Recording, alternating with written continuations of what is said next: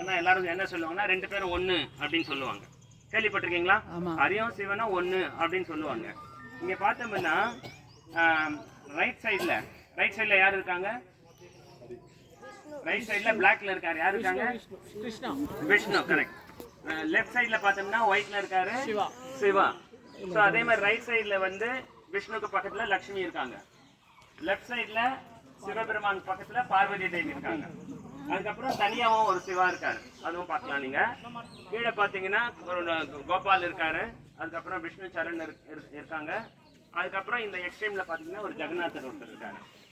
So என்ன வித்தியாசம் காசிக்கும் அந்த வாரணாசிக்கும் இந்த வாரணாசிக்கும் என்ன வித்தியாசம்னு பார்த்தோம்னா, இங்க வந்து யாராவது உடலை விட்டுட்டாங்கன்னா அவங்க காதுல வந்து சிவபெருமான் வந்து சதா சர்வ காலமும் இங்க நவதீபில் இருக்கிறார். அது நிறைய இடத்துலயும் நம்ம பார்த்தோம். கஷேத்திரபாலா இருக்காரு. அவர் என்ன பண்ணுவாருன்னா, சிவா என்ன பண்ணுவார்னா கண்டினியூவா ஒரு மெடிடேஷன் பண்ணுவார். என்ன மெடிடேஷன்னா கௌரங்கா கௌரங்கா கௌரங்கா கௌரங்கா. இந்த பஜன் வந்து அவர் எப்பவுமே பண்ணிட்டு இருப்பார். யார் ஒருத்தர் உடனே விடுறாங்களோ அவங்க காதுல வந்து சிவபெருமான் வந்து கௌரங்கா சொல்லுவார். அப்போ வந்து அவங்களுக்கு வந்து கிருஷ்ண பிரேம கிடைச்சிடும்.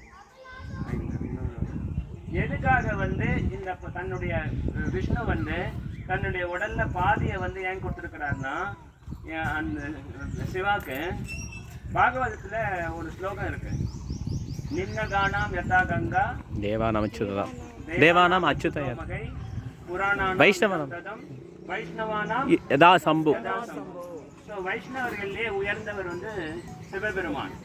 தன்னுடைய பக்தருக்கு ஒரு ஸ்தானம் கொடுக்கணும் அப்படின்றதுக்காக தன்னுடைய உடலை பாதிக்கும்.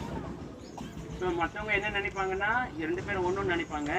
விஷ்ணு எதுக்காக தன்னுடைய உடல்ல பாதி கொடுத்துருக்காருன்னா, இதுக்கு ஒரு சின்ன உதாரணம் என்னன்னா, அர்ஜுனருக்கு கிருஷ்ணரை என்னவா இருந்தாரு?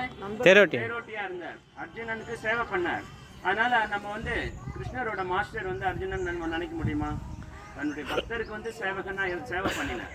அதே மாதிரி இங்க வந்து தன்னுடைய உயர்ந்த பக்தர், உயர்ந்த வைஷ்ணவர் சிவபெருமான், அவருக்கு வந்து தன்னுடைய உடலை வந்து பாதியா காண்ற ரூபம் தான் வந்து ஹரிஹரன். ஸோ அந்த ஹரிஹர கஷேத்திரா வந்து நம்ம பார்த்தோம். இது வந்து மகா வாரணாசி.